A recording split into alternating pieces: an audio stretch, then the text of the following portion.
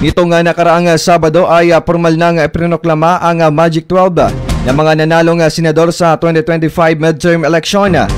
Nanguna sa eleksyon na si Senator Bongo na nakakuha ng historical na 27 million votes na pinakamalaking boto sa senadora. Hindi pa man nakakaalis ang mga VIP at guests sa Manila Hotel kung saan ginanap ang proclamation. Sumugod na agad ang senador sa barangay 118 at 123 sa Tondo, Maynila para kumustahin ang daang-daang residente na nasunugan doon itong nakaraang buwan. Laking tuwa naman ang mga residente nang malamang nila ang unang bisita ng senador pagkatapos ng proklamasyon.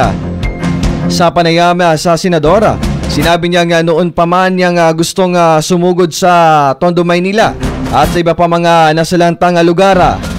Ngunit kinailangan niya niyang sumunod sa mga regulasyon bilang isang kandidato sa katatapos lamang na eleksyon. So wala, pupuntahan ko yung mga nasunugan. Kung may panahon po ako at may pagkakataon, gusto kong ilapit ang gobyerno sa kanila. Gusto kong pumunta sa kanila. Hindi ko matiis na nakaupo sa opisina.